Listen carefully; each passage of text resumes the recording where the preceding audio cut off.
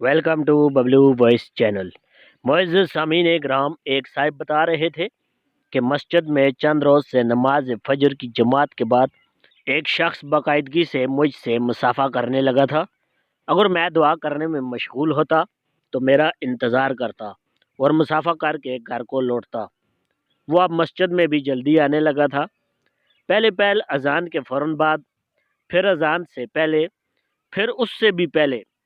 दिन ब दिन उसके मस्जिद में दाखिले का वक्त पीछे की तरफ बढ़ता ही जा रहा था।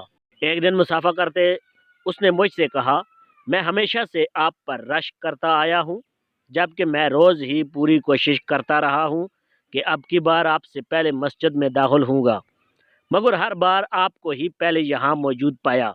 आप किस तरह यूं पाबंदी के साथ सबसे कबल मस्जिद पहुँच जाते हैं? मैंने नहायत सब्र और ठहर ठहर कर जवाब दिया, मेरी दो बीवियां हैं, वो दोनों मिलकर मेरी खिदमत करती हैं और नमाज की इस पाबंदी में मेरी मदद करती हैं। वो शख्स मेरे जवाब से इतना मुतासर हुआ कि उसने भी दूसरा निकाह कर लिया। अब अल्हम्दुलिल्लाह वो नमाज फजर में सबसे पहले मस्जिद में मौजूद होता है, क्योंकि वो मेरे साथ ही मस्जिद में सोता है। प्यारे दोस्तों, सकरात कहता है कि मैं जब छोटा था तो सुबह को बहुत देर से उठता था। वालिदा को मेरी इस रोश से सख्त नफरत थी, क्योंकि वो मुझे एक बहुत बड़ा ताजर देखना चाहती थी।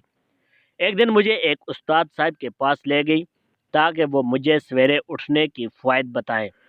उस उस्ताद ने एक कहानी के ज़रिए मुझे मोटिवेट करते हुए कहा, दो परिंदे थे, एक सवेरे उठकर कीड़े मकोड़े तलाश करके पेट भरता था और दूसरा देर से उठता, जिसके लिए कोई कीड़ा मकोड़ा ज़मीन पर रेंगता हुआ ना होता कि वो खा सके। ये कहानी सुनाकर उस्ताद ने सकरात से फीडबैक लेते हुए पूछा, इस कहानी से आपने क्या सीखा? सकरात बोले, जो कीड़े जल्दी उठते हैं वो जल्दी खाए जाते हैं।